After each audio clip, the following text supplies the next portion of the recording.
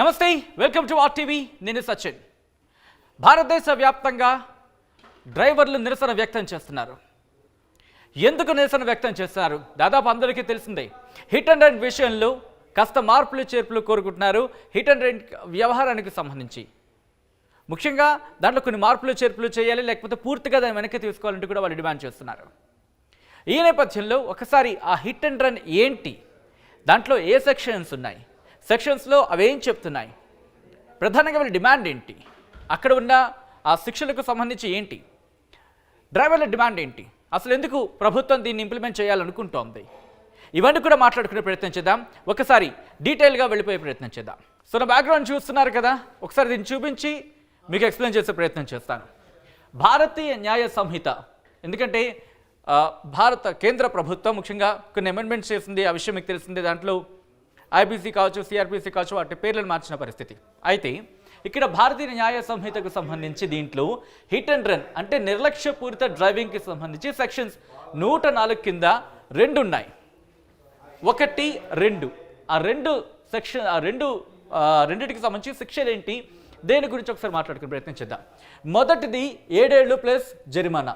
ఇది దేనికంటే కనుక హిట్ అండ్ రన్ అంటే ప్రమాదం చేశారు, లేకపోతే ఢీకొట్టిన సందర్భంలో బాధితుడు మరణించాడు అనుకుందాం.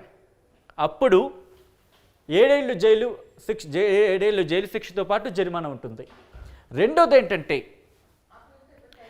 హిట్ అంటే ఢీకొట్టిన తర్వాత ఇటు పోలీసులకు కానీ లేకపోతే మెజిస్ట్రేట్ కానీ మీరు ఇన్ఫర్మేషన్ ఇవ్వలేదు, పారిపోయారు, మీరు ఇన్ ద సెన్స్ సదరు ఢీకొట్టిన వ్యక్తి. అలాంటప్పుడు ఆ వ్యక్తికి సంబంధించి 10 ఏళ్ళు జైలు శిక్షతో పాటు 7 లక్షల జరిమానా కూడా విధించడం జరుగుతుంది. ఇది క్లుప్తంగా చెప్పుకోవాలంటే అసలు ఎందుకు ఇది అనేది ముందు మాట్లాడుకునే ప్రయత్నించాం. అంటే గతంలో, అంటే దీన్ని ఇంప్లిమెంట్ చేసే ముందు ఐపీసీ ఇండియన్ పీనల్ కోడ్ అంటే భారతీయ శిక్షా స్మృతి సెక్షన్ 304A ప్రకారం గరిష్టం అంటే మ్యాక్సిమం 2 ఏళ్ళు జైలు శిక్ష ఉండేది. కానీ ఇప్పుడు వాటిని 2గా విభజించిన పరిస్థితి అని చెప్పుకోవచ్చు, లేకపోతే 2 కింద విడదీశారని అనుకోవచ్చు. సో అది ప్రస్తుతం ఇక్కడ వినిపిస్తున్న మాట. అయితే దీనికి సంబంధించి డీటెయిల్గా మాట్లాడుకునే ప్రయత్నం చేద్దాం. ఒకసారి వీటి లక్ష్యాల గురించి మాట్లాడుకునే ప్రయత్నం చేద్దాం. వీటి లక్ష్యాలు ఏంటంటే కనుక ఎందుకు ప్రభుత్వం వీటిని లక్ష్యంగా పెట్టుకుందంటే, మొట్టమొదటిగా ప్రభుత్వం చెబుతోంది ఏంటంటే రోడ్డు ప్రమాదాన్ని నియంత్రించడం, రెండోది డ్రైవర్లలో జవాబుదారీతనం పెంచడం. ఇది ప్రధానంగా ప్రభుత్వం నిర్దేశించుకున్న లక్ష్యాలుగా చెబుతోంది. అసలు ఎందుకు ప్రభుత్వం ఇటువంటి నిర్ణయం తీసుకుంది అంటే కనుక మొట్టమొదటిగా వినిపిస్తున్న మాట దీనికి సంబంధించి ఏటా 50,000 మరణాలు నమోదవుతున్నాయి. ఆన్ అన్ యావరేజ్గా 50,000 మరణాలు కేవలం హిట్ అండ్ రన్ ద్వారా నమోదవుతున్నాయనేది ఇక్కడ ప్రభుత్వం చెబుతున్న మాట. దాంతోపాటు ఏంటంటే సకాలంలో బాధితుల్ని హాస్పిటల్లో చేర్పించడం. ఎందుకంటే హిట్ అండ్ వ్యవహారం మనం చూస్తూ ఉంటాం. సాధారణంగా హిట్ అండ్ రన్ వ్యవహారంలో మనం చూస్తూ ఉంటాం సాధారణంగా మనం హిట్ అండ్ రన్ వ్యవహారంలో చూస్తూ ఉంటాం ఏంటంటే ఢీకొట్టిన తర్వాత అక్కడి నుంచి పారిపోయే ఛాన్సెస్ మనం చాలా చాలా చూస్తూ ఉంటాం. ఆ క్షణంలో బాధితుల్ని హాస్పిటల్లో చేర్పించరు, లేకపోతే కనీసం ఇన్ఫర్మేషన్ ఇవ్వరు. పోనీ అక్కడికి వెళ్ళి ఎవరికైనా హెల్ప్ చేద్దామంటే ఈ మధ్య కాలంలో కాస్త ముందు వస్తున్న పరిస్థితి, కానీ గతంలో చూసుకుంటే అటువంటి పరిస్థితి లేదు. అమ్మో, అవతల వ్యక్తికి సాయం చేస్తే మనకెక్కడ ఉంటుందన్న భయంతో చాలామంది పారిపోయే పరిస్థితి. ఇప్పుడు అటువంటివి లేకుండా ఇలాంటి వాటిని కంట్రోల్ చేయాలి అనే లక్ష్యంతో ఈ కారణాలతో ఈ నిర్ణయం తీసుకున్నట్టుగా తెలుస్తోంది. అయితే దీనికి డ్రైవర్లు ఏమంటున్నారు ఒకసారి చూసే ప్రయత్నం చేద్దాం. డ్రైవర్లు ఏమంటున్నారంటే దీన్ని వ్యతిరేకిస్తున్నారు. అవును, తీవ్రంగా వ్యతిరేకిస్తున్నారు. అసోసియేషన్స్ కూడా వీటిని వ్యతిరేకిస్తున్న పరిస్థితి.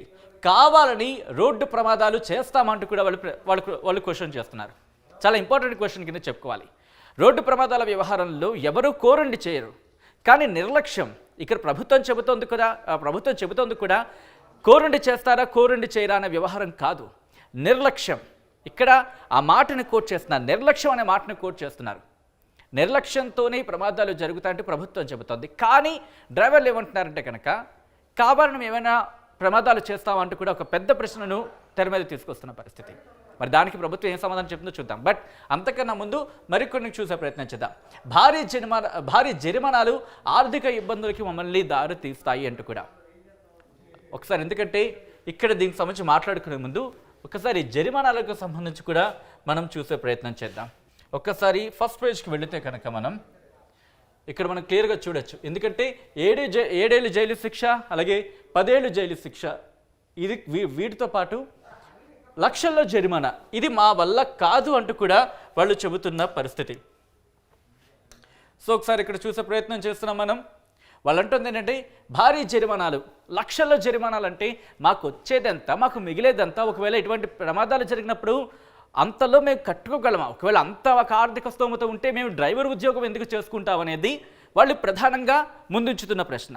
దాంతోపాటు జైలు శిక్ష, ఒకవేళ జైలు శిక్ష, ఎందుకంటే 7 ఏళ్ళు జైలు శిక్ష ఉంది, 10 ఏళ్ళు జైలు శిక్ష ఉంది, ఒకవేళ అంత జైలు శిక్ష కనుక మేము అనుభవిస్తే, అంత జైలు శిక్ష కనుక మాకు పడితే మా కుటుంబాల పరిస్థితి ఏంటి, మా కుటుంబాలని ఎవరు ఆదుకుంటారు, ఎందుకంటే ఫైనాన్షియల్గా వాళ్ళ మీద ఆర్థికంగా భారం పడుతుంది, కుటుంబ పోషణ కష్టమవుతుంది, కుటుంబ పెద్దగా ఉంటాము మేము డ్రైవర్లం, మాకు అది తప్ప వేరే పని అంతవరకు అది తప్ప మాకు వేరే పని చేతగాని పరిస్థితి కూడా ఉంటుంది. అటువంటి నేపథ్యంలో మా పరిస్థితి ఏంటి, 10 ఏళ్ళు కనుక అక్కడ ఉండిపోతే దాని తర్వాత పరిణామాలు కూడా మాకు ఎలా ఉంటాయో మాకు తెలుసు, కాబట్టి కుటుంబం మీద తీవ్రంగా భారం పడుతుందంటూ కూడా వాళ్ళు చెప్తున్న పరిస్థితి.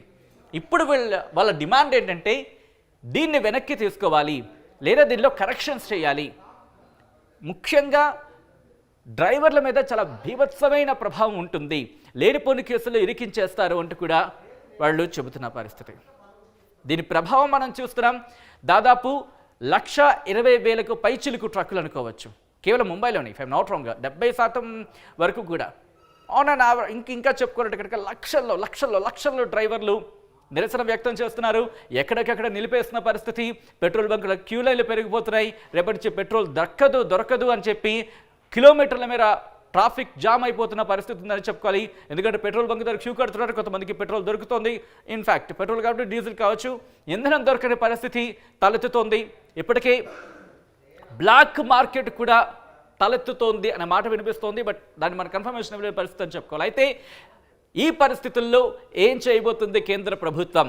ఇప్పుడు మనం ఇన్ని టాపిక్స్ మాట్లాడుకున్నాం, ఇన్ని అంశాలను మాట్లాడుకున్నాం, కేంద్రం వీటిని ఏమైనా వెనక్కి తీసుకుంటుందా, ఈ సెక్షన్స్ ఏమైనా మళ్ళీ అమెండ్మెంట్ చేసే ప్రయత్నం చేస్తుందా, లేకపోతే ఈ శిక్షలు కాస్త అమెండ్మెంట్ చేసే ప్రయత్నం చేస్తుందా, ఏం జరుగుతుందని మొత్తం మనం వేచి చూడాల్సింది. టోటల్గా అయితే మాత్రం మొత్తంగా హిట్ అండ్ రన్ వ్యవహారం మాత్రం భారతదేశాన్ని మరొక్కసారి కుదిపేస్తుందని చెప్పుకోవాలి. మరి దీని మీద కేంద్ర ప్రభుత్వం ఎటువంటి నిర్ణయం తీసుకోబోతుంది, ఇప్పటికీ డ్రైవర్లు చర్చలు జరుపుతున్న నేపథ్యంలో ఎటువంటి రియాక్షన్ కేంద్ర ప్రభుత్వం ఇవ్వబోతుందనే ఆసక్తి మాత్రం కొనసాగుతుంది. సో వేచి చూద్దాం ఎటువంటి రియాక్షన్ కేంద్ర ప్రభుత్వం నుంచి రాబోతుందో, దాని మీద డ్రైవర్లు ఎటువంటి సంతృప్తిని వ్యక్తం చేస్తారనేది. మరిన్ని వీడియోస్ కోసం ఛానల్ ని సబ్స్క్రైబ్ చేయండి, లేటెస్ట్ అప్డేట్స్ కోసం వాట్సాప్ ఛానల్ ని ఫాలో చేయండి, అండ్ లింక్ డిస్క్రిప్షన్ లో ఉంది.